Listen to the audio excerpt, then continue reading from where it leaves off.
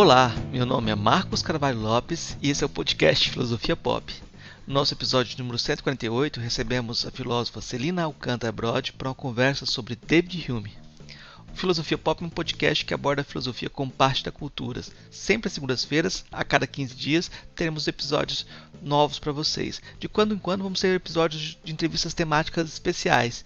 Você pode entrar em contato com a gente no e-mail contato@filosofiapop.com.br. Você tem mais textos e informações no site filosofiapop.com.br.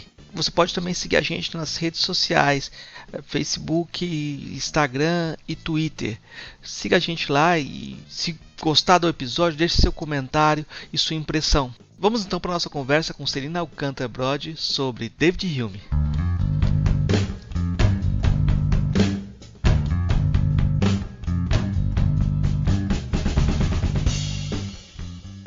Hoje a gente conversa direto de Pelotas com a professora Celina Alcântara Brod e nossa conversa hoje vai ser sobre David Hume. Mas antes eu queria pedir para a professora se apresentar, como ela gosta de ser vista, como ela descreve o trabalho dela. Obrigado, professora, já.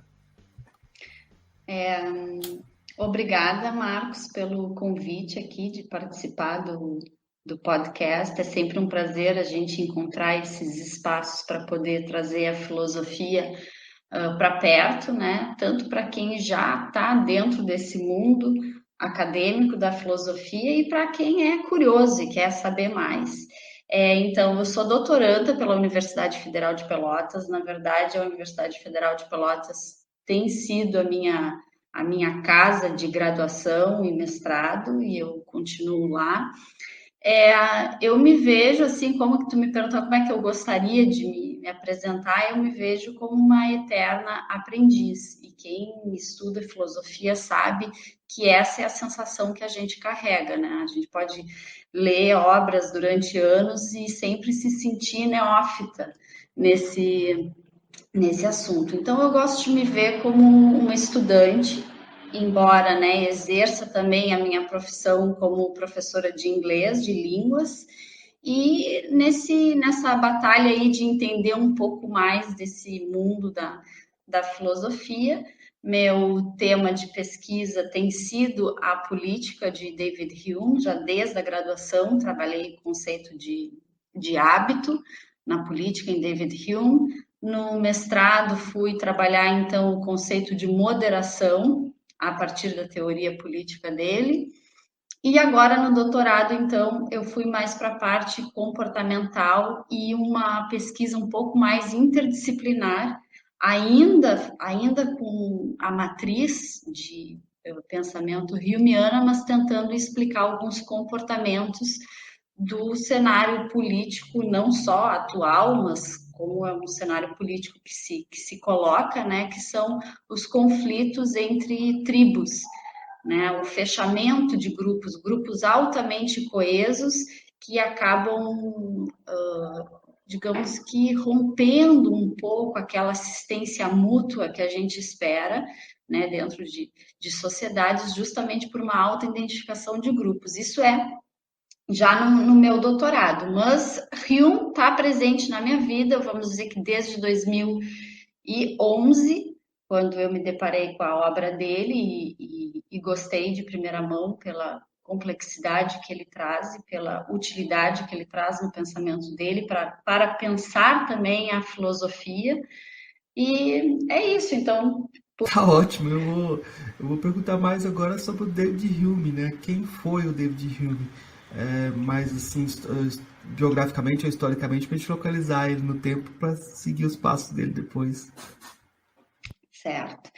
Então vamos pensar assim, ó, que David Hume ele escreve, né, no fervor da revolução da ciência, ali no século, né, 18. Ele é integrante do iluminismo escocês, que é um iluminismo mais pragmático. Em que sentido? É um iluminismo que está conectado com a vida comum, com a vida em sociedade e que busca, através das descobertas filosóficas, uma certa utilidade social para entender o funcionamento da vida em sociedade e buscar algumas reflexões e respostas para as questões políticas e do próprio conhecimento.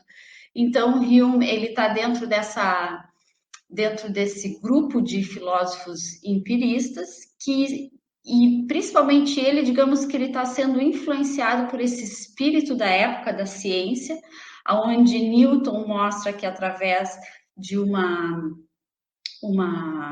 metodologia baseada em experiência consegue grandes alcances, e Hume tenta trazer isso para dentro da filosofia, né? Se Newton conseguiu explicar o funcionamento do universo material através de leis físicas, como que a gente pode entender o funcionamento da vida mental através de leis de associação de ideias? Talvez a gente entre nisso aí mais para frente. Então, ele está dentro desse momento da história. E, além de filósofo, ele é um historiador. O que faz muito sentido, porque a filosofia dele, ela é uma filosofia ancorada na vida, ancorada na experiência e ancorada na história. Então, David Hume, ele, por ter esse apelo ao cotidiano, por ter esse apelo aos acontecimentos e eventos que se encadeiam dentro do tempo e do espaço, ele vai ser um filósofo que vai botar em xeque alguns pressupostos da própria filosofia, da própria ideia de uma razão que pode se descolar do mundo e criar sistemas de pensamento. O que ele faz? Ele mostra, não, a razão tem limites porque a razão é formada pela própria experiência do homem no tempo. E então, todo esse conjunto de fatores vão influenciar na forma como ele constrói a própria filosofia dele. O que levou o Hume a começar a fazer suas investigações filosóficas? Qual era o objetivo e o método dele para isso? Eu acho que o método dele, né, começar o método experimental de raciocínio sobre os assuntos morais, era justamente mostrar que se nós quiséssemos construir qualquer conhecimento acerca do mundo, inclusive a própria ciência, tinha algo que deveria vir antes. Era o conhecimento da ciência do homem. Então, antes da gente pensar em qualquer ciência, nós teríamos que pensar numa ciência do homem, e é o que ele propõe, né? Então, como que esse homem constrói conhecimento a partir de como que ele absorve esse mundo onde ele é colocado dentro.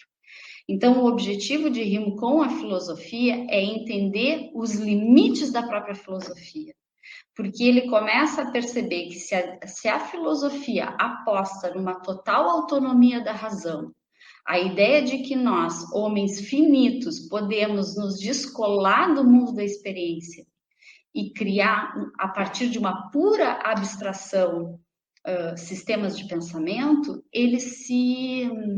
digamos que eles se aproximam até de uma própria ideia da religião. Então, esse é o objetivo dele, puxar de volta a filosofia através de um ceticismo moderado, né? Porque ele é um cético, porque ele vai mostrar justamente esses limites da razão. A razão, ela é composta pela própria experiência do homem no mundo, e a partir desses limites dado a própria filosofia, então construir um conhecimento, embora provável, mas empírico. Então, aproximar realmente a filosofia da ciência.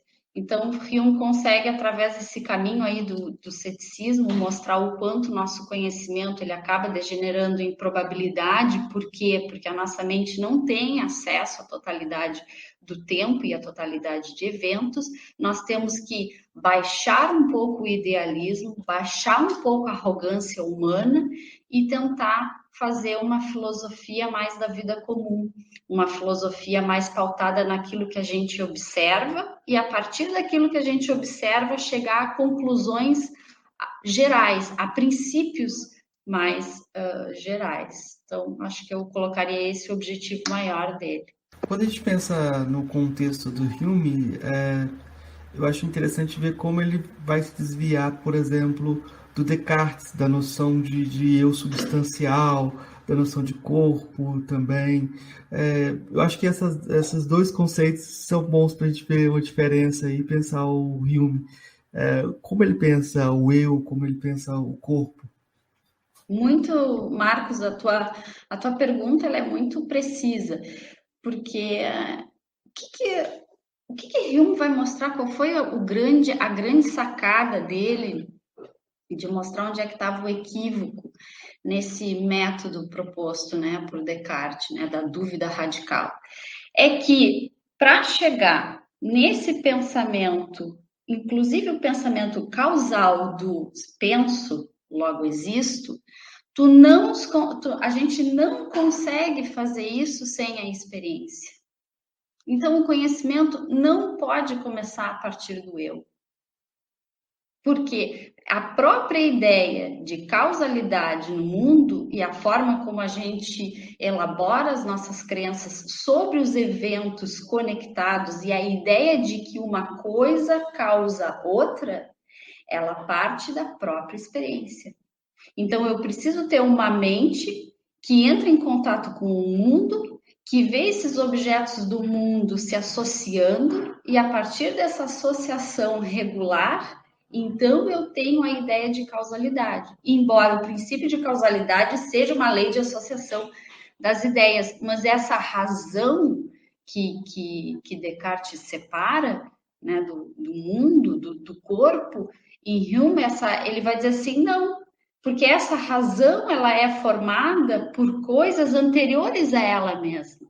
É só porque ela está no mundo que ela é capaz de operar dessa forma e só porque ela entra em contato com esses eventos que se conectam que eu posso ter o próprio raciocínio do penso logo existo. Então, ele coloca em xeque justamente essa perspectiva. E do eu, sabe que eu acho bem interessante essa parte do eu, né, ser um feixe de percepções. Embora ele não vá tocar muito nisso depois nas investigações sobre o entendimento humano, a gente vai encontrar essa parte mais no tratado. Tem alguns estudiosos que fazem a conexão de Hume com o budismo, né? A ideia de que uma identidade fixa ela não existe porque nós estamos o tempo todo entrando em contato com impressões distintas e percepções distintas, e o eu, então, seria essa entidade, esse lugar, né, que recebe essas informações. Ele depois não vai entrar diretamente nessa questão nas investigações, mas o que ele está mostrando? Que a própria ideia de substância, que a filosofia se apegava muito, a própria ideia de substância, nós não temos uma impressão de substância no mundo para gerar a ideia de substância. Então, a filosofia dele vai dizer assim, bom, de qual impressão deriva essa ideia? O pensamento manipula ideias distintas. Essas ideias distintas que eu tenho, elas vêm de algum lugar. De onde vem a ideia de substância? Porque quando a gente tenta entrar em contato com esse eu, o que é esse eu? Né? Então, ele vai dizer, se eu não tenho a impressão desse eu, essa ideia desse eu, ela é uma ideia falaciosa, é fraca. É uma ideia que não se sustenta. E essa separação que Descartes faz, né, dessa razão que se descola do mundo e se descobre, então, ela mesma como fonte do conhecimento, Hume vai ver isso extremamente de forma problemática. Porque se eu posso me descolar do mundo e ser a fonte de todo o conhecimento, então eu não tenho limite. Mas é a experiência que vai me dar esse limite, porque eu posso manipular as ideias de toda e qualquer forma. A imaginação, ela vai lá e ela junta, ela separa, mas o que me diz que o que separa aquilo que eu imagino daquilo que são realmente os fatos que eu enxergo no mundo. Então, é a experiência que vai dar esse limite. Eu acho muito interessante o lugar que Hume dá para a imaginação e essa conexão entre imaginação e experiência, né? Eu queria perguntar sobre a questão de que tipo de ceticismo que é esse ceticismo do Hume, já perguntando sobre a questão isso acaba remetendo para algo que você já começou a falar, sobre como ele concebe a causalidade. O ceticismo de Hume, o que ele vai mostrar? Ele vai mostrar que muito daquilo que a gente tem como as nossas como certezas no mundo, elas não são elas não têm uma justificação racional, né? Porque aí a gente vai pegar aquela frase dele, o sol não vai nascer amanhã, né? Quando a gente fala assim a frase, o sol não nascerá amanhã, a nossa primeira reação é imaginar que essa frase ela é absurda ou que ela é uma mentira. O que ele vai dizer? Que no mundo dos fatos, algo tão improvável quanto a frase o sol não nascerá amanhã pode ser absurdo, mas não é uma contradição. Por quê? Eu não tenho como provar que o sol vai de fato nascer amanhã, porque eu não tenho como ter acesso à uniformidade da natureza. Embora as nossas crenças estejam pautadas nessa certeza que mesmo que a gente queira suspender, a gente não consegue. Todos, então, são compensações psicológicas. O hábito entra como uma compensação psicológica para aquilo que a razão não dá conta. Eu não posso dizer que a minha crença que o sol vai nascer amanhã é uma crença baseada na razão, porque a razão não tem acesso a totalidade do tempo e a força causal, as leis causais da natureza. Eu conheço isso a partir da observação dessa repetição no tempo, e pela repetição no tempo, então eu faço uma inferência de que, bom, o sol vai nascer amanhã. Por isso que ele vai dizer, né, o hábito é o guia da vida humana. Então, Hume, eu acho que ele nos aproxima muito, embora a gente tenha a razão que consiga manipular os fatos do mundo e gerar um tipo de conhecimento, nós ainda assim somos meio bicho, né? A gente observa, observa, observa e cria conclusões. E é esse o ceticismo dele. Por que é moderado? Ele não é um cético radical, ele ultrapassa aquela fase pirrônica, né, do ceticismo absoluto. Ele vai dizer, bom, dado esses limites, a gente tem que trabalhar com probabilidade, não com certezas quando a gente está lidando sobre crenças sobre os fatos no mundo. Nós vamos ter que trabalhar a ciência e a própria filosofia numa ideia mais probabilística e de que as verdades, elas são temporárias a partir de conforme as coisas vão também acontecendo e nós vamos acumulando conhecimento. Nós somos acumuladores de fatos.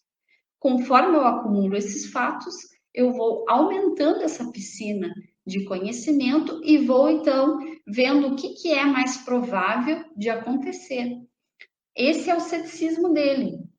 Nasce dessa ideia de que até mesmo as nossas crenças mais básicas, como a ideia de que algo que eu faço repetidamente tem o mesmo efeito, elas funcionam, mas elas não estão pautadas na razão, elas estão pautadas na experiência. Isso parece que, ai meu Deus, mas e agora? Não, tranquilo, funcionou até então, vamos pelo hábito, né? Então, o hábito faz isso, ele é essa compensação psicológica para aquela fundamentação que a razão não pode nos dar. Você falando assim, eu fiquei lembrando de pessoas explicando isso, né?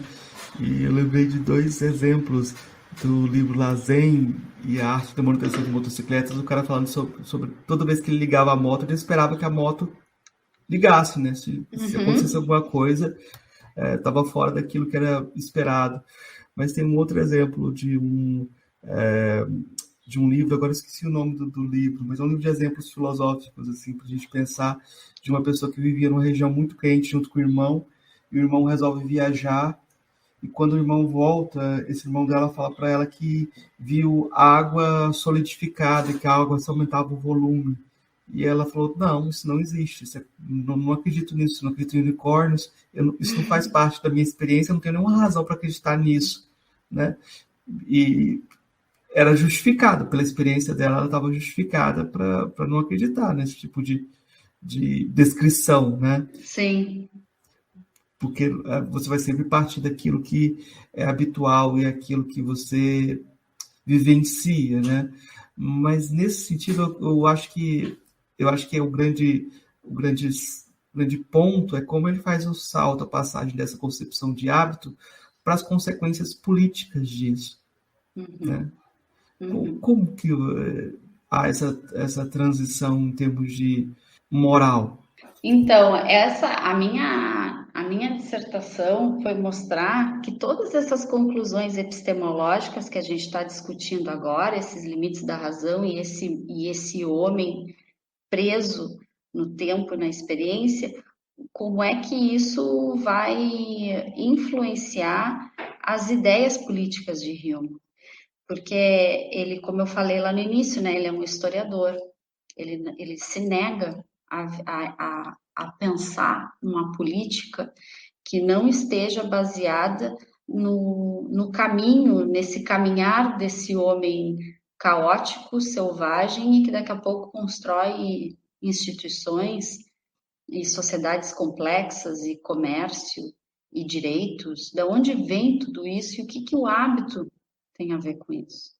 Então, o Hume ele vai, por exemplo, se diferenciar dos contratualistas da sua época, porque ele vai entender que as sociedades, que inclusive a gente pode pensar contemporaneamente, pensarmos a nós mesmos hoje, elas são desdobramentos da necessidade adaptativa do homem de alcançar estabilidade. Só que o que ele mostra? Claro, ele não tinha, na época que ele escreveu, Darwin não tinha, né? Não tinha nem nascido. A gente não tinha, sequer tínhamos psicologia, que aí essa outra, o ceticismo da razão, entra também na moral, né? Ele vai dizer que a razão, ela é escrava das paixões. O que o Hume está dizendo? Que no âmbito da ação, toda e qualquer ação do homem, ela tem um vínculo de afeto, um vínculo emocional, né? Não tem como ter uma ação e desvincular ela de qualquer motivação emocional. Mas eu não quero fugir do assunto, mas para conectar o hábito com a política. Então, esse homem que começa, digamos assim, com sociedades menores, ele vai começar com regras de justiça bem simples. Em sociedades pequenas, as regras de justiça que eram estipuladas, que tinham muito a ver com estabilidade de posse, digamos assim, elas poderiam ser controladas pelos próprios membros dessa comunidade, aonde cada um observa o outro e garante que essas regras de justiça sejam cumpridas. Ele vai mostrar que regras de justiça, elas nascem no próprio âmbito familiar ali, né, com irmãos, onde tem que dar conta da distribuição de bens. Se nós não tivéssemos o problema da escassez de bens, regras de justiça seriam inúteis. Nós formamos convenções de justiça, convenções sociais, a própria ideia de convenção de tempo, né, o calendário, porque 7 dias da semana, né, vamos pensar, a gente faz ali, divide o calendário, a semana começa na segunda, termina no domingo, é uma convenção, né? Uma convenção social. Essas convenções, elas nascem dessa nossa necessidade de nos adaptar a partir de acordos que buscam uma vantagem mútua. E nesse mutualismo, nós atingimos a estabilidade. A estabilidade nós aprimoramos a nossa segurança e a nossa força. Porque se nós compararmos o ser humano com os outros animais da natureza, nós estamos em desvantagem. Podemos ser racionais e criar sistemas de abstração e regras de justiça, direitos, deveres e tudo isso, só que nós não temos a mesma força de um leão para caçar. Nós não temos metade das coisas que os outros animais sobrevivem na natureza, nós não temos. Nós dependemos do quê? De coordenar e cooperar um com os outros para o quê? Para sobreviver. A busca pela sobrevivência, ela passa pela necessidade de a gente encontrar acordos mútuos que nos garantam a estabilidade da sociedade. Com o passar do tempo e o pensamento causal, nós internalizamos isso de uma forma tão forte, nós moralizamos as regras que nós criamos, porque elas são condição de possibilidade para a nossa própria existência em sociedade. E isso é fruto do quê? Do hábito. Quando uma criança, se a gente pensar que uma criança nasce no mundo, tem várias palavras e conceitos que a gente já tem como conceitos que já estão dentro da nossa rotina, direito, deveres. O que Hume vai dizer? Só que antes da palavra direito, dever ter qualquer significado, algo aconteceu antes. E é justamente o hábito que firma. São os testes do tempo. E sobrevive aos testes do tempo porque é extremamente útil e indispensável. E tudo aquilo que é útil e indispensável, nós consideramos como um bem, nós valorizamos. Então, é aí que vai entrar o hábito na política. Por isso que Hume, por isso que eu fui buscar, né, a questão de moderação. Hume, ele vai bater nessa tecla.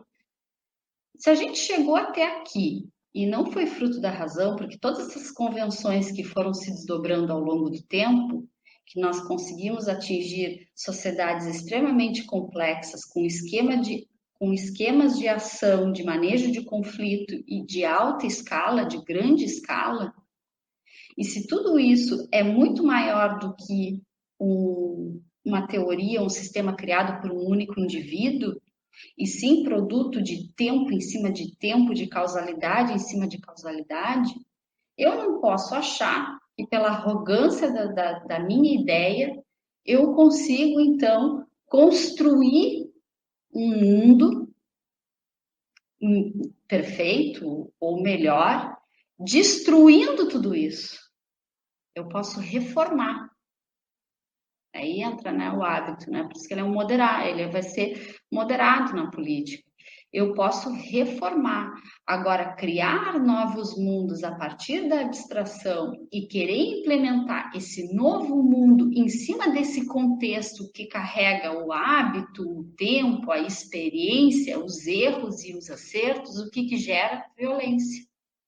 Porque no momento que eu acredito que a minha razão atingiu um conceito perfeito, axiomático, um princípio puro, digamos assim, isso não na política, né, falando. E essa é a crítica dele com os partidos, né, de princípio especulativo. Isso gera facções, isso gera paixões violentas na política. Mas se a gente rebaixa isso, né, e entende que eu não dou conta dessa complexidade do mundo que chegou até aqui, eu baixo o meu idealismo, porque eu vou ter que admitir o hábito como uma autoridade, não a razão como autônoma e capaz de dar conta de tudo isso que foi construído ao longo do tempo. somos, se a gente pensar na nossa vida cotidiana, o hábito é realmente muito forte, né? Somos animais de hábitos. Às vezes falta luz, a gente vai lá e tenta acender a luz mesmo. A gente sabe que faltou a luz, aí tu vai lá e põe o dedinho para acender a luz. Mas na política eu diria que é aí que a gente vai fazer essa conexão do hábito como compensação psicológica na teoria do conhecimento com a teoria social dele, de ordem social. Uma descrição que eu acho interessante que é da justiça como lealdade ampliada, né? Para descrever essa concepção humeana, né? Que você está sempre ampliando o seu círculo de lealdade e de identificação. Sem essa identificação sentimental, você não consegue ampliar esse círculo, né? Exatamente. E aí eu acho que tem um papel muito interessante das emoções, mas eu acho que eu vou trazer um contra-exemplo, um dos grandes problemas do Hume hoje, que apesar dessa descrição prudencial, a gente não falou dentro desse conceito de prudência, mas é uma descrição de você avaliar pelo hábito, né?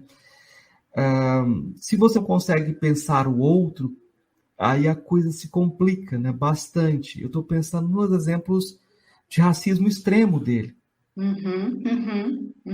Então aí eu acho que esse é um contra-exemplo bem problemático, porque a preservação de uma sociedade racista que trata o outro de forma objetificada, destrutiva, até que ponto que isso você se manter isso, né, é prudente e não uma forma de quem sofre a violência vê como radical. Quem vê os textos do Hume sobre os negros vê como extremamente radical, né? Ótima pergunta. Até agora, fazendo o link com essa questão da prudência, talvez assim quem escute, então tudo que o hábito constrói é necessariamente positivo? Não. Por isso que aí vai entrar a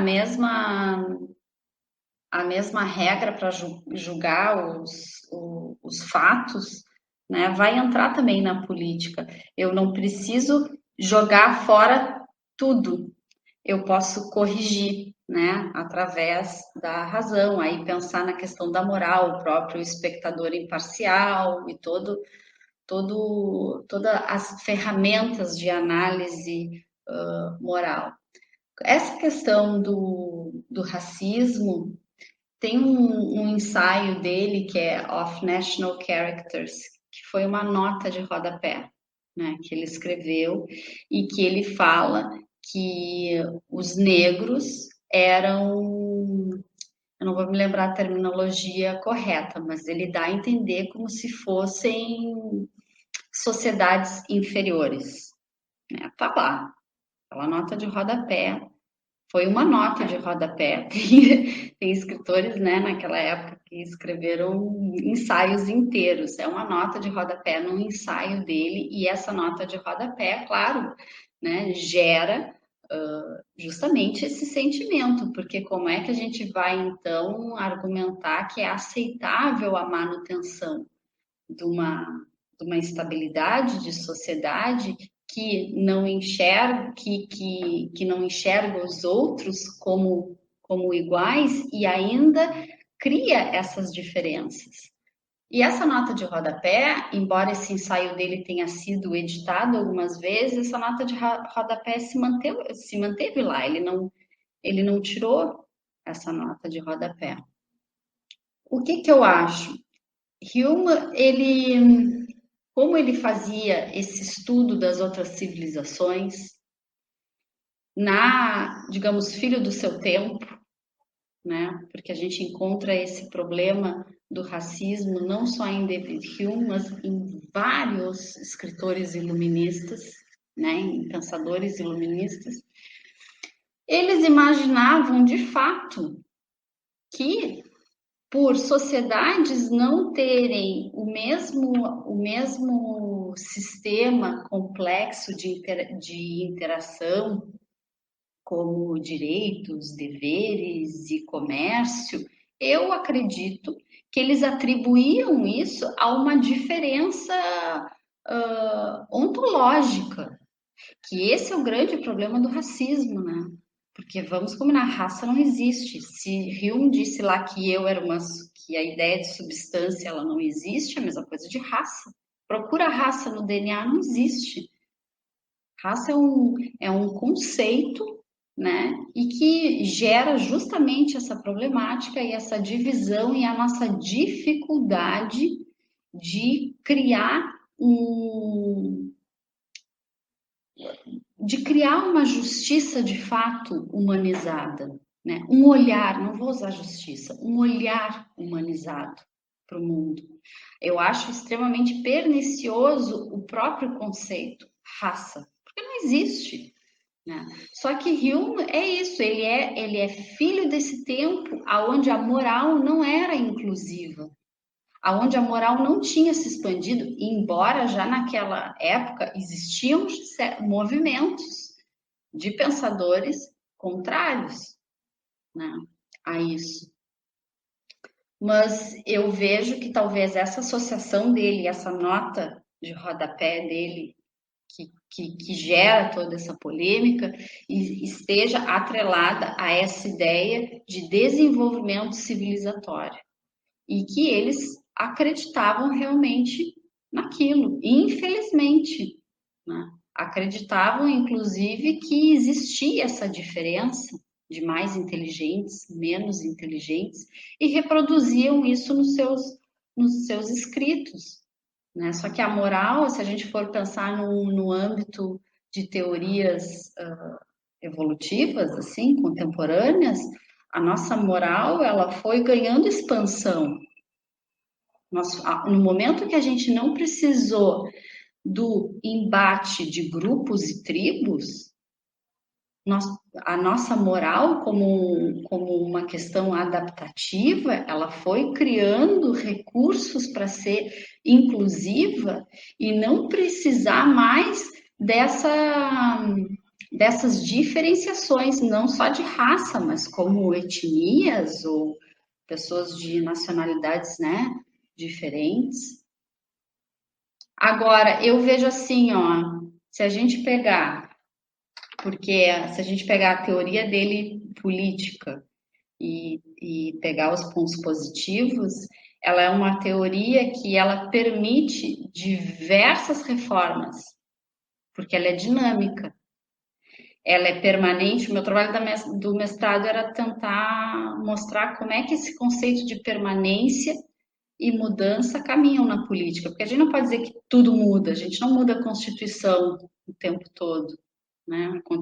A Constituição parece algo que a gente quer permanente, os direitos, né? Parece algo que a gente quer que seja permanente, mas o que muda nessa história aí de Heráclito e Parmênides? O que fica, o que vai, o que anda, Se a gente pegar a teoria dele, ela permite que exista, então, uma moldura permanente de regras de justiça, aonde os acordos sejam mutuamente vantajosos, né, os direitos da liberdade, direitos de associação e outras coisas mais que nós já consideramos hoje em democracias como inalienáveis, né?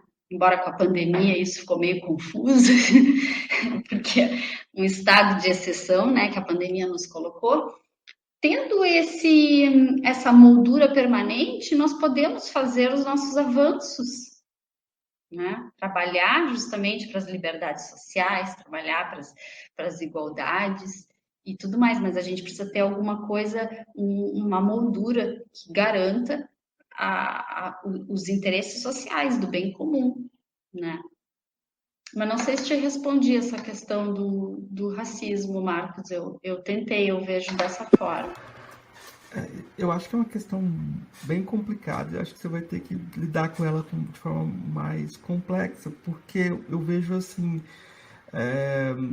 se a gente pensa em termos prudenciais, o caminho do Estado brasileiro, por exemplo, de se desenvolver como Estado liberal, a monarquia liberal que mantém a escravidão, parece prudencial, mas prudencial para quem, né? do ponto de vista daqueles ontologicamente excluídos, pedir prudência parece ser demasiado. Mas mesmo assim é possível. Se a gente pensa no Luiz Gama, por exemplo, que ele usava o direito liberal contra o Estado brasileiro, né? E assim, ele tentava mostrar que não tinha nada de liberal no Estado brasileiro, na monarquia brasileira, né?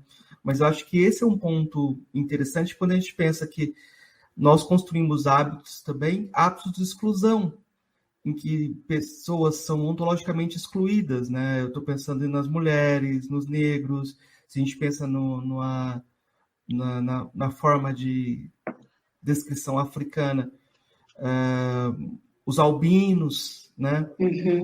E como exigir prudência dessas pessoas, sabe? Eu acho que nesse ponto, assim, talvez seja o ponto abominável do Hume, assim, e com toda razão, porque ele chega a dizer que o negro é incapaz de qualquer forma de raciocínio, de qualquer ação para além do ridículo, né? E isso foi reproduzido depois que ganhou mais força, porque o Kant sistematizou isso, né? Então, esse talvez seja o problema, o pecado da tribo, né? Esse talvez seja o grande... Sim, porque o hábito, aqui tu colocasse uma coisa muito interessante, o hábito gera preconceitos, né? Isso que, né, o hábito é a autoridade máxima e ele não deve ser corrigido, questionado e reformado. Não, porque dentro do hábito existe o quê? Justamente o preconceito. E o preconceito, usando uma terminologia mais atual, ele é uma distorção cognitiva, para começar. Então, Hume vai colocar como uma probabilidade não filosófica. Ou seja, eu conheço duas pessoas que agem daquela forma. De 2 encontros de 2 pessoas de certa nacionalidade, ou certa religião, ou de certa cidade, ou certa, sei lá, qualquer coisa, e elas agiram daquela forma. A partir disso, então, todas essas pessoas são X. Né? Isso é uma probabilidade não filosófica, isso é nada mais que um preconceito. E preconceito, o que é? Hábito. Né? Nós não conseguimos produzir só hábitos bons, porque o homem não é bom, né? O homem é essa coisa aí estranha que odeia, ama, que gera muita violência, oprime, que usa do poder, que quer dominar, que cria facções, que cria tribo, que cria líderes que seduzem, manipulam, que fazem as pessoas acreditarem que existem essas diferenças ontológicas, porque elas não existem, né? Elas não existem de fato. E a partir disso ele gera poder e às vezes transfere esse poder para a política, que é o nosso grande problema. Que eu vejo para mim que é a transferência de comportamento de culto para a política. E aí aí a gente entra numa seara onde não são mais as ideias que conversam. São paixões muito violentas e perigosas, né? Então, como pedir? Como tua frase é muito precisa, né? Como pedir prudência? Né? Como é pedir prudência para uma parcela, né, da sociedade que não se beneficia dessas convenções? Só que é que tá. Vamos assim, ó, por isso que eu vejo que a gente pode jogar a água da banheira e ficar com o bebê, né? Partindo da ideia de que ele pensa em sociedades que precisam manter a liberdade das pessoas e principalmente isonomia, né? Rule of law, o império da lei, que é uma coisa que aqui no Brasil a gente não tem, a lei não é igual para todos, a gente sabe que não, né? Nós temos sérios defeitos nesse sentido. Então, pensando que ele defendia justamente a troca voluntária entre as pessoas, a ampliação do comércio, justamente para que essa esse mutualismo se ampliasse e instituições que garantissem as regras de justiça, sendo as regras de justiça a estabilidade da posse, e por posse aqui Hume não está se referindo à propriedade privada, porque propriedade privada para ele não tem a ver com terreno, coisa assim, tem a ver com toda a relação que eu tenho com os objetos externos, ou os próprios membros do meu corpo, ou os meus bens de espírito. Todo mundo quer a sua estabilidade, quer a estabilidade da sua saúde, a estabilidade do seu bem-estar, a estabilidade da sua mão, do seu braço, da sua perna, do seu ser, né? Se a gente pensar que a teoria dele prioriza uma política que garante que isso não vai ser derrubado, que é justamente isso que foi derrubado, se a gente pensar em totalitarismos, isso cai por terra, essa garantia cai por terra, e aí o que toma conta justamente é um outro sistema de ideias completamente diferentes. Nós podemos fazer essas reformas, podemos não, devemos fazer essas reformas. O Hume estava sendo extremamente preconceituoso, baseado no hábito, né?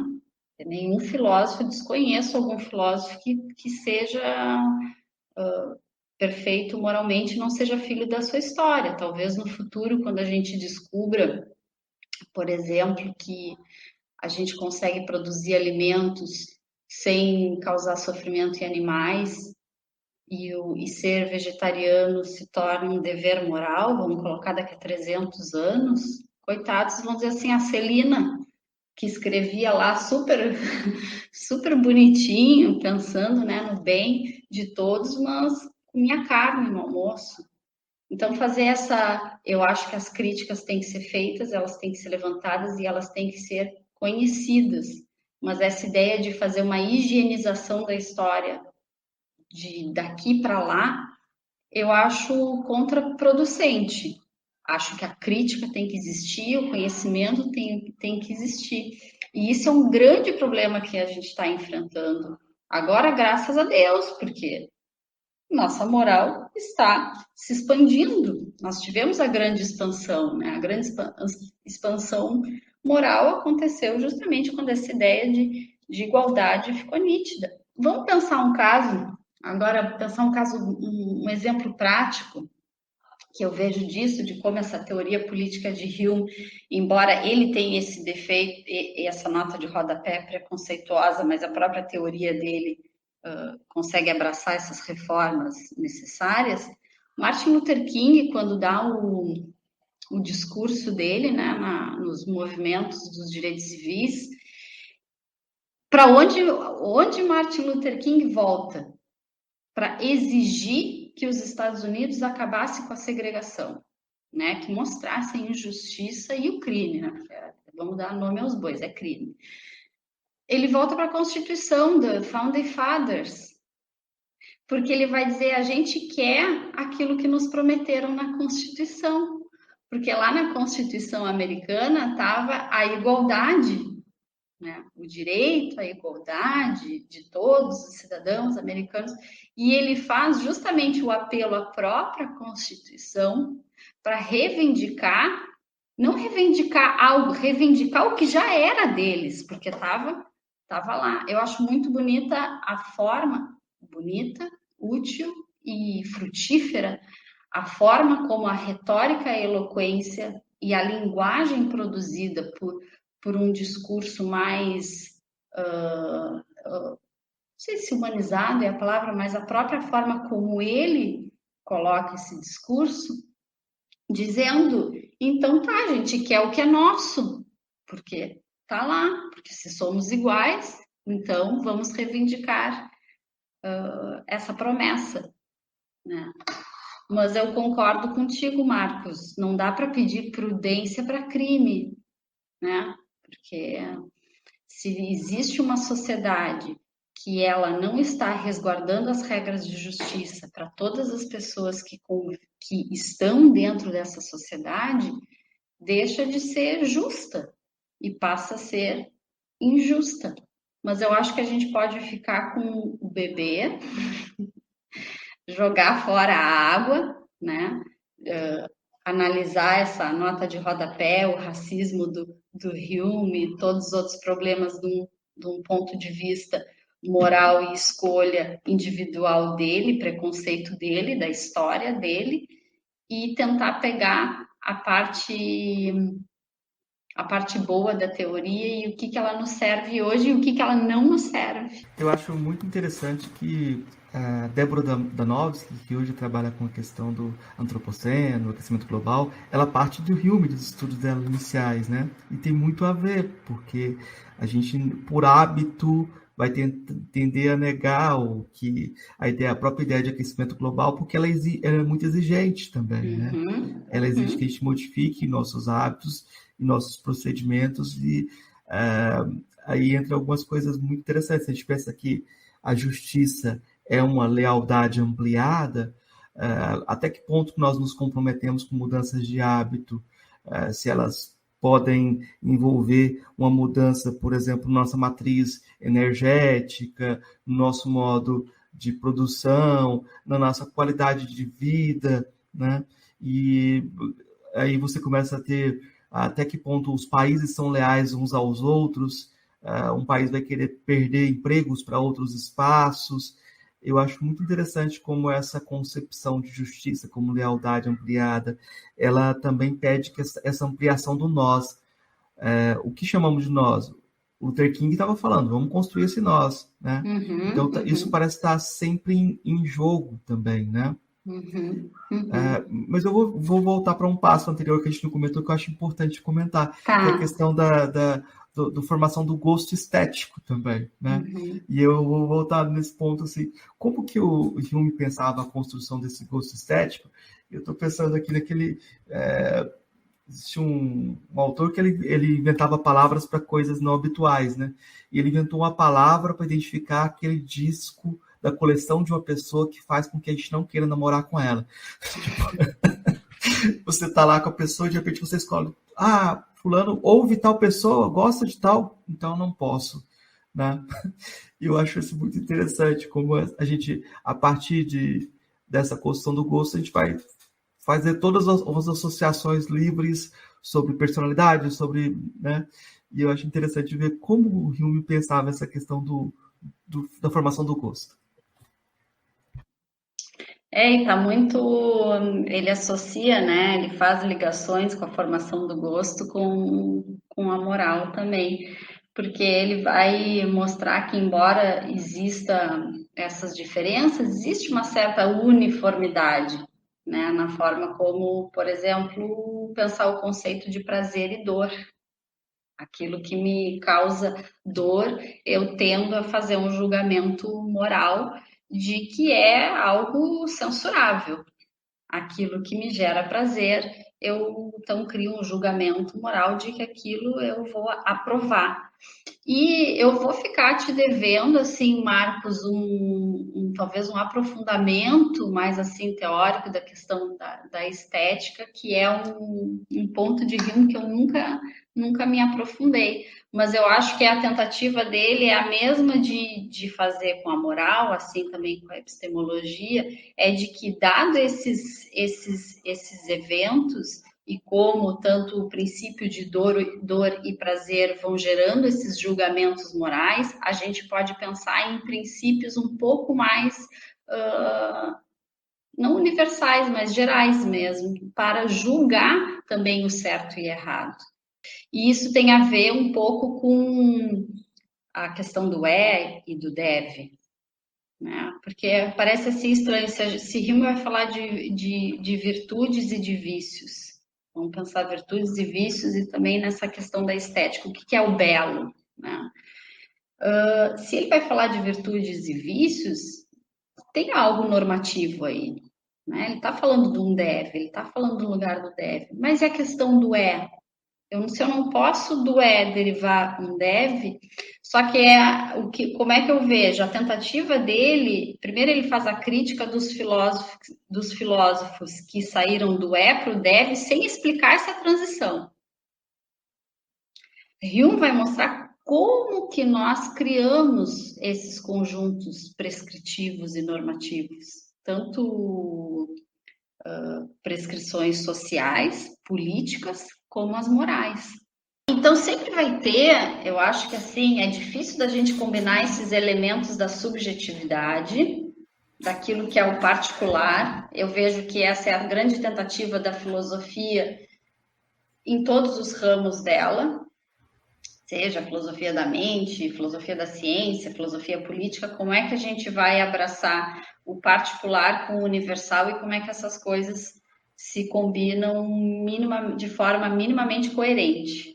E na moral, que tem a ver, que ele faz esse link com a estética, de certa forma, aquilo como a gente recebe como belo, tem uma uniformidade, né? Se eu me deparo com uma cachoeira linda, sei lá, Foz do Iguaçu, nunca fui, vejo fotos, deve ser maravilhoso. Aquilo, né? Acho que a sensação de prazer e de beleza, nós tendemos a enxergar isso como algo geral, né? Assim como se eu vejo uma cena de violência, por isso que ele vai dizer, né, no assassinato, onde é que está? Onde é que está o vício? Está na bala que atravessou? Tá, né? Não está nos fatos, está naquilo que eu sinto diante daquilo que eu vivo. Então, é esse exercício do sentir e do pensar. Nesse sentir e pensar, e é onde a gente tenta criar essas regras, tanto regras estéticas, o que é arte, o que é belo, o que é certo, o que é errado, o que é moral e imoral, tem essa conta que a gente sempre tenta fechar ela da melhor forma possível e sempre ficam furos, que é entre a subjetividade e o universal. E a questão estética, ela vai ficar muito próxima da questão moral. Porque embora a gente crie esses princípios morais baseados na censura e na aprovação, que são de certa forma derivados da dor e do prazer, eu não consigo dar conta das exceções. Mas a partir da observação regular, eu consigo chegar a regras mais gerais. Então, assim como eu consigo chegar a regras mais gerais na moral, o mesmo acontece com o senso estético. Mas é esse lugar aí da subjetividade que sempre fica, parece um espaço de manobra, né?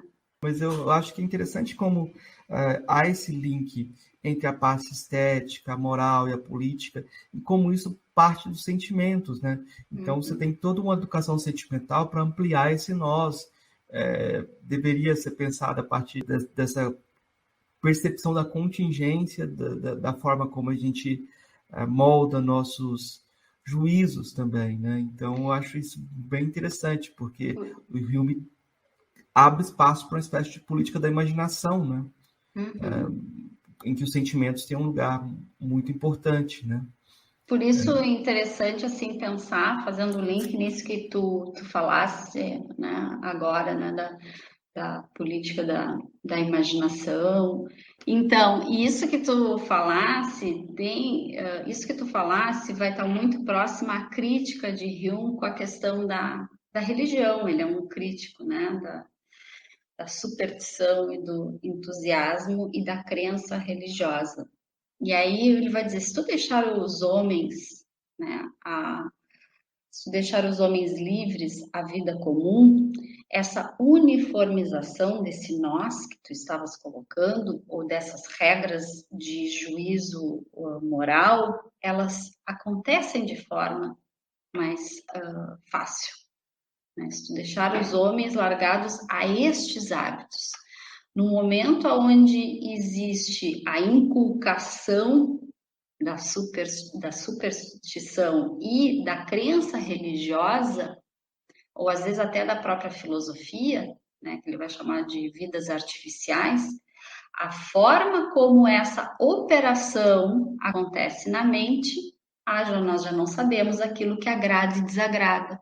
Posso ler um trechinho em relação a isso, que eu acho que resume muito bem, porque a gente estava falando desse espaço, né, de manobra da subjetividade, do universal e das diferenças, tanto, né, no gosto estético ou na questão moral. Como lidar com a multiplicidade e com a necessidade da gente ter regras mais gerais. Hume vai dizer, olha, se a gente pensar na vida comum, do dia a dia, sem as crenças religiosas ou supersticiosas ou os entusiasmos filosóficos, é bem mais provável que as pessoas cheguem a essas conclusões de forma mais uniforme. No momento que entram esses modelos de imitação, ou esses modelos abstratos, aí a gente já não sabe mais. Aí eu vou ler um trechinho que resume, que na verdade eu estou muito em cima assim, desse trecho agora para minha tese do doutorado. Quando os homens se afastam das máximas da razão comum, essa, né, do dia a dia, e aparentam adotar essas vidas artificiais, ninguém pode responder sobre o que os agrada ou desagrada. Eles se movem em um elemento distinto do resto da humanidade. E os princípios naturais de sua mente não operam com a mesma regularidade que apresentariam se fossem deixados a si mesmos, livres das ilusões da superstição religiosa e do entusiasmo filosófico. E aí, nesse conceito de vidas artificiais, que eu estou me debruçando aqui para a tese, né, do doutorado, que eu estudo os fenômenos de culto, que é outra coisa que dá pano para manga, eu tentei descobrir, estou tentando descobrir o que seria então esse se move em um elemento distinto do resto da humanidade. O que acontece quando um grupo de pessoas elas se fecham dentro de um sistema de ideias ou para seguir um líder, de forma que elas ficam quase irreconhecíveis para aqueles que estão de fora. Né? E aí, onde é que eu vou tentar olhar, fazer esse recorte desse fenômeno em exemplos práticos? Eu fui para dentro dos cultos. Quando eu falo culto, eu penso lá o Jim Jones. Nós temos que dar conta disso. Essas pessoas seguiram ordens, né, de forma voluntária. Voluntária, porque elas vão sendo tomadas, aquilo vai tomando de forma gradual, o pensamento, o sentimento. Tem muito sentimento. Porque o sentimento é isso, é só sentimento bom, não. São vários sentimentos que se intercalam ali e que vão formando esse grupo coeso, aonde quem olha de fora, a gente já não sabe mais o que agrada e o que desagrada. Por isso é a crítica de Hume às virtudes monásticas. Ele diz celibato, jejum, alienação. Ele diz, olha, isso para quem está de fora não faz sentido nenhum, não é virtude para quem está de fora. Não são virtudes sociais. Virtudes sociais eu entendo, tu entendes. A gente pode estar em subgrupos distintos, mas a gente ainda tem um grupo geral do nós, né? E aí as virtudes monásticas não. Elas são virtudes apenas dentro daquele grupo.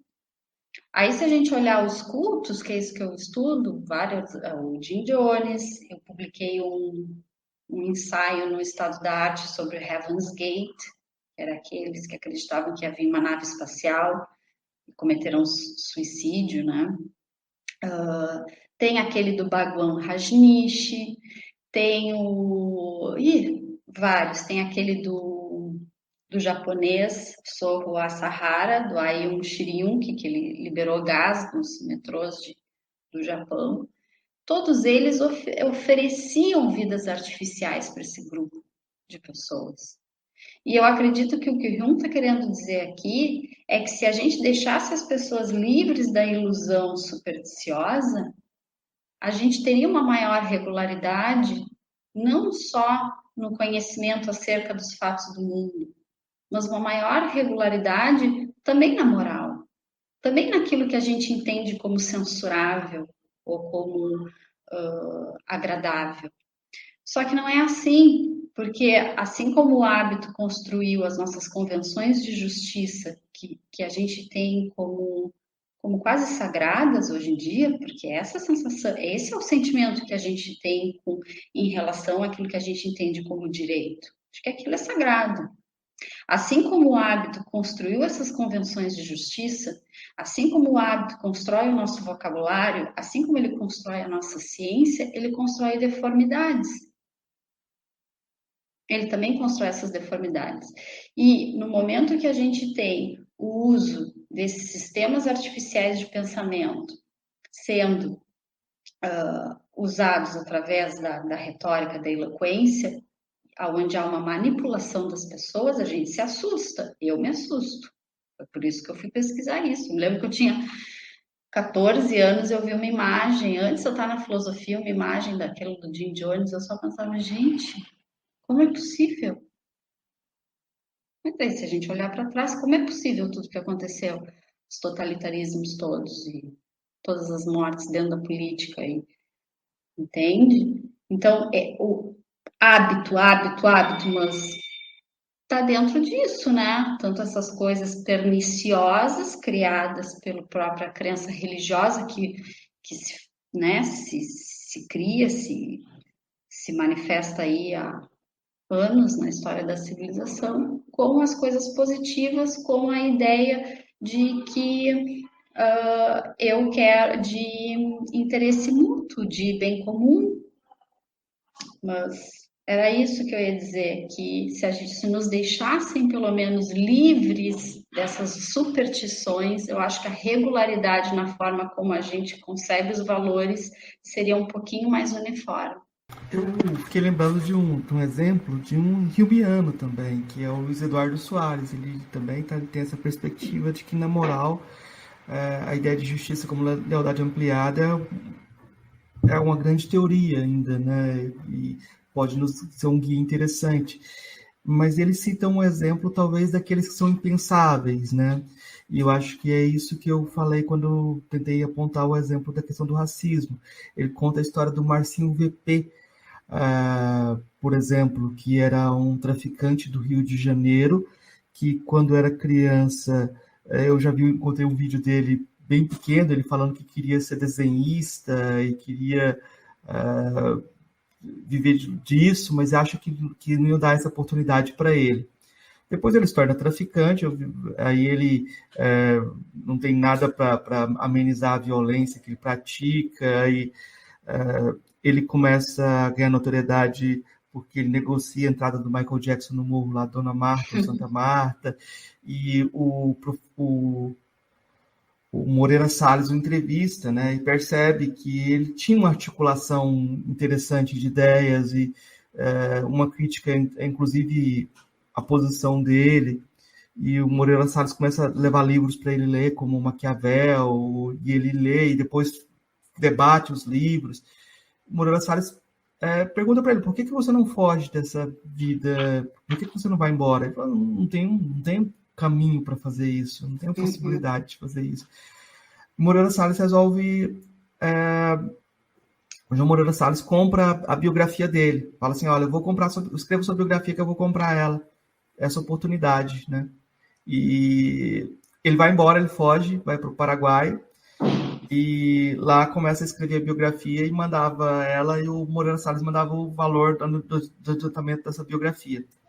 A polícia descobre isso e exige dinheiro do Moreira Salles para não denunciar. E na época o Luiz Eduardo era subsecretário de Segurança Pública, ele é procurado e ele fala para o Moreira Salles então ir na mídia e contar o que estava acontecendo. A mídia só coloca a notícia, traficante bancado por banqueiro, uma coisa assim. Sim. Cineasta financia traficante, etc. E aí, nessa situação, o Marcinho VP deixa de receber o dinheiro do trato deles e volta para o Rio de Janeiro, mas não volta para o movimento e fica esperando uma situação lá de precariedade. Ele acaba sendo preso também, né? E quando ele chega na cadeia, ele começa a dar depoimentos e continua tendo contato com livros e lendo, e ele vira uma pessoa esquisita, né? Porque os livros que ele estava lendo tornavam ele uma voz diferente, ele começava Sim. a questionar as coisas de pontos de vista diferentes. Ele lia, como eu falei, Sérgio Buarque de Holanda, Machado de Assis, ele estava lendo essa alta literatura, vamos dizer assim, né? E os depoimentos dele sobre a questão da violência começam a incomodar, porque ele não fala como um bandido, ele não ocupa esse lugar. Quando sai o livro do Caco Barcelos, Abusado, o dono do Morro de Santa Marta, Dona Marta, não lembro, ele fala, não vamos deixar mudar minha identidade, não vamos deixar sair desse rótulo. As pessoas sempre vão levar para esse lugar. E o que acontece com ele é que ele é assassinado dentro da cadeia pelos próprios colegas dele do movimento do crime organizado, jogam ele numa caçamba de lixo, jogam os livros dele em cima do corpo dele, com a placa, esse daqui não lê mais. Ah, que horror. Mas essa placa, esse daqui não lê mais, leva a gente a pensar do lugar da literatura, dessa política da imaginação, né? E da possibilidade que a gente tem ou não de imaginar a recuperação dessas pessoas, né? Que elas continuam sendo o impensado da sociedade. Eu acho que é um exemplo interessante, porque o Luiz Eduardo vai vê-lo numa perspectiva humeana também, né? E como o Marcelo V. Pen pensado fora dessa posição, desse rótulo habitual que colocaram nele, como se a identidade dele não pudesse ser redescrita, né? Como se ele não pudesse, com as leituras e com modificar a sua vida, né? Então aí há uma certa maldade da sociedade que fala de recuperação, mas não deixa espaço para ninguém se recuperar ou se modificar, né? E eu acho que isso também talvez seja um outro ponto de fechamento também que é interessante pensar. Desculpa pelo exemplo longo, mas achei que ele era importante pensar a sociedade brasileira, né? Eu acho que ele é o mote da minha tese de doutorado, sabe? Minha tese de doutorado. Ai, que legal, Marcos. Adorei, assim, ver um super exemplo, né? De mostra como existe um confinamento do sujeito numa identidade posta, seja ela de grupo, seja ela de status social, e como esses confinamentos, eles criam bifurcações mentais tão grandes que bloqueiam a imaginação. Sim. E a literatura, eu acho ela assim fantástica. Se hoje você me pergunta, não sei o que é filosofia, eu digo, olha que literatura também, porque a literatura, ela vai te colocar em conexão com esses sentimentos na vida de um personagem, com os pensamentos de um personagem. Aquilo te amplia o mundo da imaginação, amplia o mundo dos sentimentos. E esse teu exemplo assim mostra o quanto esse confinamento das identidades, seja ele pelo rótulo do bandido ou o rótulo que a sociedade coloca, o quanto isso gera barbárie, inclusive gera barbárie na própria tentativa dele de recusar esse rótulo entre aqueles que carregam o mesmo rótulo. E eu acho que isso a psicologia explica também super bem. Sim, sim. O Luiz Eduardo até fala, se ele estivesse lendo a Bíblia, ele seria aceito. Seria um livro só, seria mais previsível, né? Mas como ele estava lendo coisas diversificadas assim, ele começou a ficar mais perigoso, né? Perigoso em termos mentais, né? Contra esse hábito, né? A gente tende a lutar para manter esses hábitos e os estereótipos também, né? Celina, acho que a gente fez um caminho bacana. Eu vou te passar para 3 perguntas que eu faço para todos os entrevistados. São 3 perguntas que eu peço respostas um pouco mais rápidas, mas você responde como você achar mais adequado. São perguntas meio capciosas, difíceis também. A primeira Deus, tô com medo. A primeira delas não, mas é porque elas são perguntas que você tem elas o tempo todo em vista, talvez. A primeira delas é: o que é filosofia? Capciosa, né? Capciosa. Para mim, a filosofia é curiosidade. A filosofia é movimento. Tem que responder mais? Não, tá bom. Vamos. Das filósofas ou filósofos que você conheceu pessoalmente, Qual deles foi mais importante? Pessoalmente? Exatamente. Ai, que difícil isso, que eu conheço assim pessoalmente, que não foi lendo, que foi assim contato que eu tive. Eu quero saber dos seus hábitos da sua tribo. Ai, meu Deus do céu, deixa eu pensar assim. Ah, eu vou dizer assim, ó, que eu vou homenagear o meu orientador, Evandro Barbosa, porque eu ele tem, tu me perguntou antes o que que era filosofia, e eu te respondi, curiosidade e movimento. Para mim, a filosofia, hábitos de pensamento são extremamente prejudiciais, né? E o Evandro, ele é meu orientador, foi meu orientador na graduação, foi meu orientador no mestrado e é meu orientador no doutorado. E, e eu conheci com ele, junto com ele, assim, botar a filosofia em movimento, fazer perguntas, pesquisa, questionar sem medo, sabe? Romper essa ideia de que a gente tem que respeitar algumas coisas ou tomar como certas outras. Então, a curiosidade e o movimento é o que eu senti no meu contato com o meu orientador na faculdade. Isso que é o que me veio na cabeça. Qual a sua filósofa ou filósofo preferido? Mas se eu disser que é David Hume, é meio óbvio, assim, né? Mas eu gosto muito do Isaiah Berlin também, tá? Que é um filósofo um pouco, né, mais contemporâneo.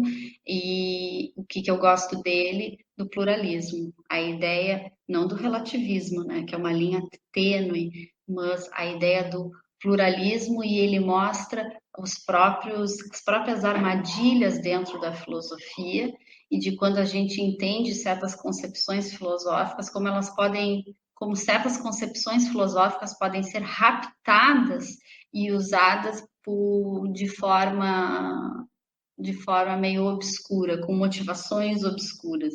Então, é um filósofo que eu gosto muito, e pela vasta produção dele, vasto conhecimento também da história das ideias. Isaiah Berlin. Eu queria pedir então para indicações para os nossos ouvintes de coisas para ler, para ouvir, para assistir, o que você quiser indicar. Tá. Eu vou indicar, já que a gente falou de literatura, né? Eu sou uma pessoa que eu gosto muito de livro distópico. Todos eles, né? Distópico 1984, que todo mundo, né, já leu. Mas tem um livro que eu gosto muito, que eu li, O Zero e o Infinito, do Arthur Koestler. Vou indicar, porque não é um livro muito conhecido, mas que eu gostei muito. Vou indicar um que é um clássico que eu li ano passado e que mostra bem essa questão dos hábitos e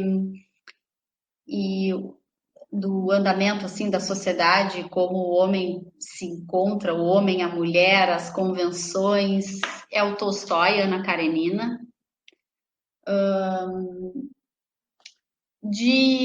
Da filosofia, deixa eu pensar aqui.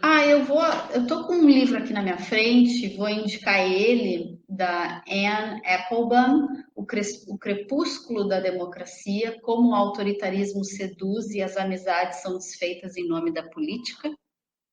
Eu acho que é bem sugestivo, né, para o momento. Ela fala na questão da Polônia, como que o Estado foi se tornando um Estado unipartidário, como que isso acontece e como que ele desmancha aquilo que a gente estava falando dessa imaginação do nós.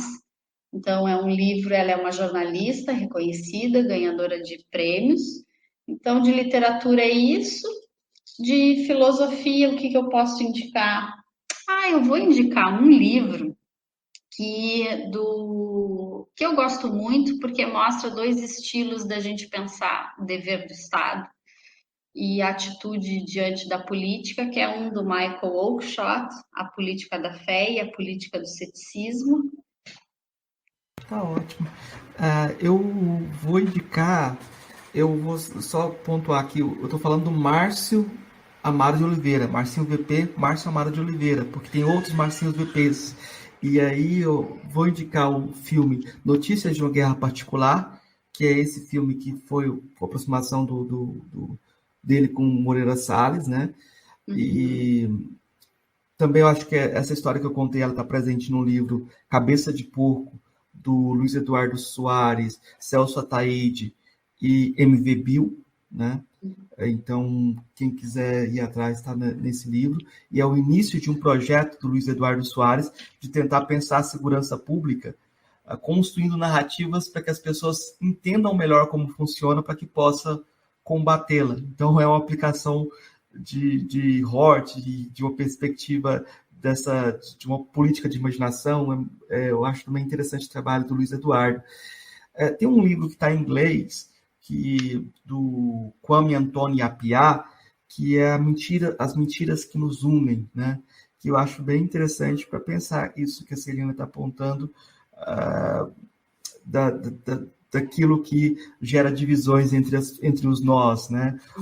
O Appiah é um filósofo de origem ganense e britânica, naturalizado norte-americano, e ele fala do tribalismo norte-americano hoje em dia. Ele tem insistido nisso, de como a política norte-americana se tornou um tribalismo, né? Que as pessoas votam mais a partir de identidades projetadas do que a política vai se esvaziando, né?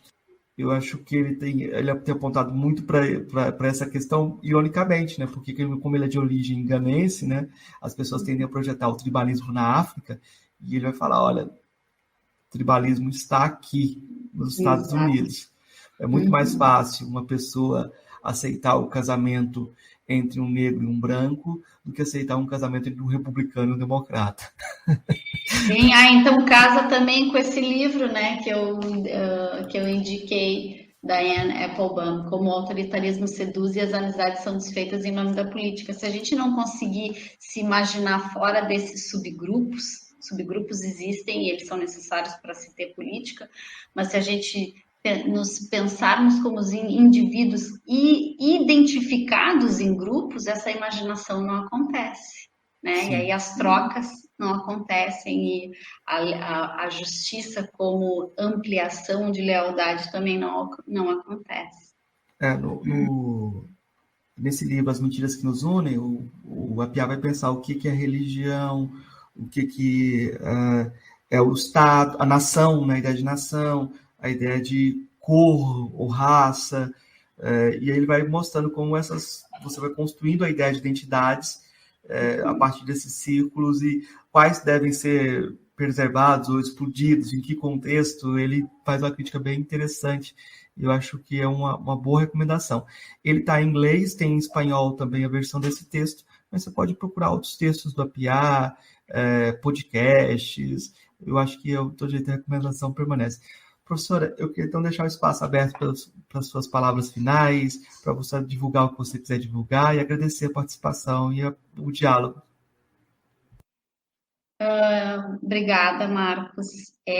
Eu vou ser assim, bem sincera com quem está ouvindo e contigo. Eu sempre acho esses convites extremamente desafiadores para mim, mas eu sempre compro o desafio e falo. Por que desafiador? Porque é difícil, né? A gente fica debruçado em cima dos livros e artigos e escrevendo, e uma coisa é escrita. Eu sou uma escritora, além de, né, aluna da filosofia, eu escrevo no jornal aqui da minha cidade, eu tenho uma crônica quinzenal, onde eu sempre caso fatos do cotidiano com a filosofia e sempre trago algumas reflexões, também trago bastante literatura. Só que o lugar da escrita é um lugar onde o pensamento pode ali se organizar, ser colocado, a gente tem esse cuidado com as palavras, tem a borracha, volta, faz. Eu tenho a mania eu termino de escrever, eu leio em voz alta, né? Eu vou lendo em voz alta, para mim tem um ritmo, para mim eu tenho uma necessidade de ser clara com as palavras, porque eu morro de medo nesse mundo onde o linchamento virou uma tendência, seja qual tipo de linchamento, de que algo seja tirado do contexto ou que me interpretem errado e acabem me colocando numa caixinha e rompendo a imaginação do nós, né, que a gente estava falando. E a fala aqui, quando a gente fala, é na hora, eu não estou acessando, só li um trechinho ali do filme, não estou acessando nenhum artigo, não estou acessando, né, nenhuma ferramenta para me ajudar no meu raciocínio, e é sempre um desafio, mas é sempre um prazer, porque eu acho que é colocar em movimento as ideias e mostrar para as pessoas que quando a gente faz a filosofia, diferente da ideia de gurus, ou de vender receitas, ou de vender sistemas para as pessoas viverem dentro, a filosofia é isso aqui. O Marcos me trouxe questões, eu tentei responder. A gente percebe as nossas próprias contradições, a gente enxerga as nossas afirmações extremamente frágeis. Então, eu quero agradecer o convite. Eu não sei como é que meu nome chegou até o Marcos. Eu sempre, quando me convidam para falar de Hume, eu penso, poxa, né? Porque tenho tanta gente para falar de Hume, eu sempre me sinto incapaz, vou ser sincera, mas eu tento fazer o meu melhor e ser sincera, autêntica e falar um pouquinho do que eu acho que importa, que pode melhorar aí as coisas para nós em qualquer sentido. Obrigado, Celina. Ei, gostou do nosso episódio? Apoia a gente lá no Catarse, é só R$5 por mês, o preço de um cafezinho. Ajuda a gente a continuar divulgando a filosofia no Brasil. catarse.me/filosofia_pop.